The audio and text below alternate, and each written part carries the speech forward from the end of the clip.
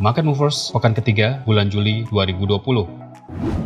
Perhatian pasar pekan ini tampaknya masih akan tertuju ke isu terus meningkatnya penyebaran virus COVID-19 secara global setelah beberapa negara ekonomi maju melaporkan kenaikan kasus infeksi. Selain itu, fokus pasar lainnya juga akan tertuju pada keputusan moneter dari 3 bank sentral utama, yaitu Bank Sentral Jepang, Bank Sentral Kanada, dan Bank Sentral Eropa. Senin, 13 Juli. Data ekonomi penting yang perlu diperhatikan hari ini datang dari Jepang, yaitu data tingkat aktivitas industri tersier untuk periode Mei yang dirilis oleh Kementerian Ekonomi, Perdagangan, dan Industri Jepang. Data ini mengukur nilai total layanan yang dibeli oleh perusahaan Jepang. Peningkatan pembelian mengindikasikan peningkatan aktivitas ekonomi Jepang. Bila datanya lebih buruk dari estimasi, ini berpeluang memicu pelemahan mata uang yen dan USD JPY bergerak naik. Selasa, 14 Juli. Pukul 8.30 waktu Indonesia Barat, National Australian Bank akan merilis data survei tingkat keyakinan pengusaha Australia terhadap kondisi ekonomi terkini untuk periode Juni. Bila datanya dirilis lebih rendah dari estimasi, ini berpeluang memicu penurunan AUD/USD. Selanjutnya, perhatian trader akan tertuju kepada perilisan data neraca perdagangan Tiongkok untuk bulan Juni yang jadwalnya masih tentatif. Bila angka surplusnya lebih rendah dari estimasi, ini berpeluang memicu penurunan AUD/USD lebih lanjut. Siang harinya, tepat pukul 13 waktu Indonesia Barat, pasar akan mendapatkan data ekonomi penting dari Jerman dan Inggris. Dari Jerman akan dirilis data tingkat inflasi konsumen bulanan final untuk periode Juni. Tingkat inflasi yang meninggi menunjukkan peningkatan aktivitas ekonomi, sehingga bila datanya lebih buruk dari perkiraan, ini berpotensi menekan Euro/USD. Sementara dari Inggris, pasar akan melihat data pertumbuhan GDP dan produksi manufaktur bulanan untuk bulan Mei. Bila kedua data tersebut dirilis lebih rendah dari estimasi, maka ini dapat memicu penurunan GBP/USD. Selanjutnya pukul 16 waktu Indonesia Barat, pasar akan melihat data produksi industri zona Euro untuk bulan Mei dan hasil survei keyakinan terhadap ekonomi zona Euro dan Jerman untuk bulan Juli yang dirilis oleh lembaga ZEW. Bila data-data tersebut dirilis lebih baik dari estimasi, ini berpotensi menopang kenaikan Euro/USD. Malam harinya, tepat pukul 19.30 waktu Indonesia Barat, pasar akan menantikan perilisan data inflasi konsumen Amerika Serikat yang dapat menjadi tolak ukur pemulihan ekonomi AS. Bila datanya dirilis lebih buruk dari estimasi, ini berpotensi memicu pelemahan dolar Amerika Serikat dan dapat menopang kenaikan harga emas. Rabu, 15 Juli. Pagi hari pukul 7.30 waktu Indonesia Barat, pasar akan melihat perilisan hasil survei tingkat keyakinan konsumen Australia terhadap prospek ekonomi untuk bulan Juli yang dikeluarkan oleh Westpac Banking Corporation. Bila datanya dirilis lebih baik dari estimasi, ini berpotensi menopang kenaikan AUD/USD. Selanjutnya, untuk waktu yang masih tentatif, pasar akan menantikan keputusan moneter terbaru dari Bank Sentral Jepang. Bila mereka secara mengejutkan memangkas suku bunga acuan atau akan menggelontorkan lebih banyak stimulus untuk menopang perekonomian Jepang yang dihantam virus COVID-19, ini berpeluang memicu pelemahan yen atau kenaikan USD JPY.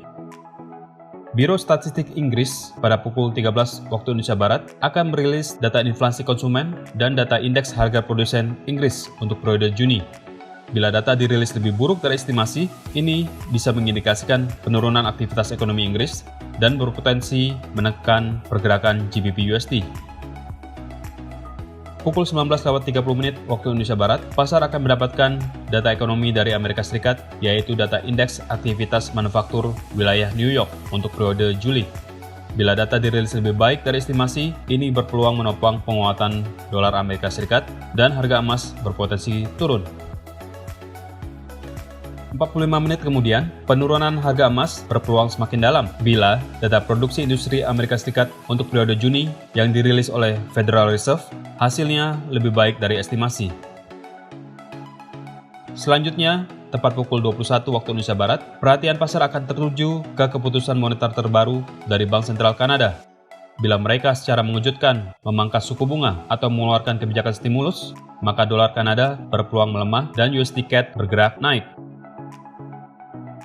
Setengah jam kemudian, seperti biasa, pasar akan mendapatkan data laporan cadangan minyak mentah mingguan Amerika Serikat dari Badan Energy Information Administration atau EIA.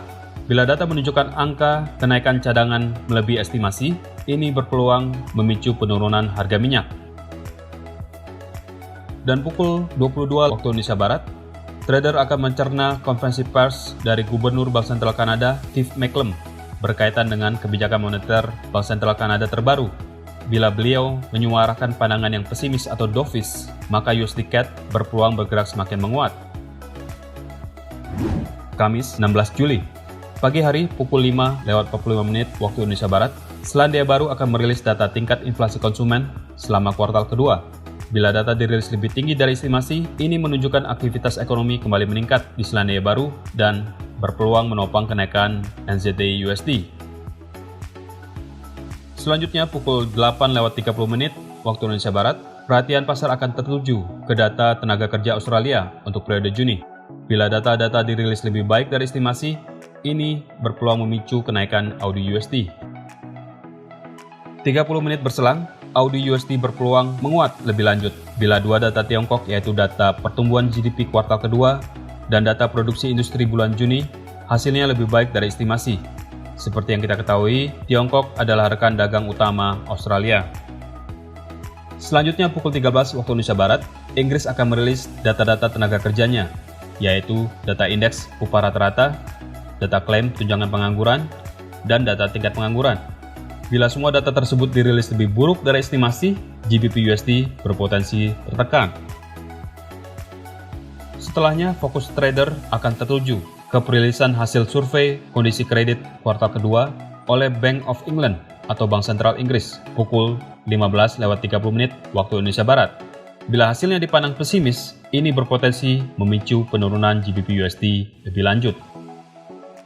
Tepat pukul 18:45 waktu Indonesia Barat, volatilitas tinggi bisa menghampiri pergerakan Euro USD karena pasar merespon keputusan moneter Bank Sentral Eropa yang baru.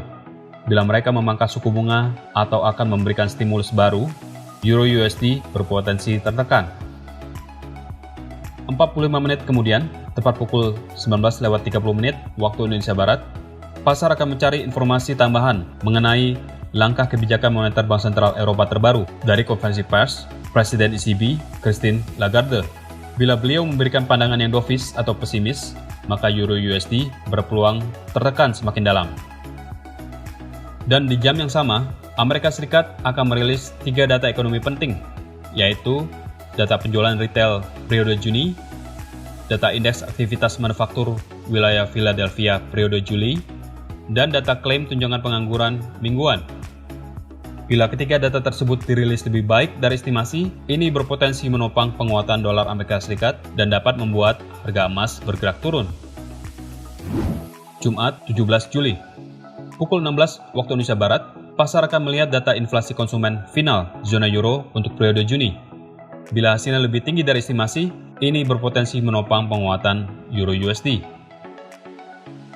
Malam harinya, pukul 19:30 waktu Indonesia Barat, pasar akan mendapatkan data izin membangun dan data jumlah pembangunan tempat tinggal yang baru yang dimulai selama bulan Juni.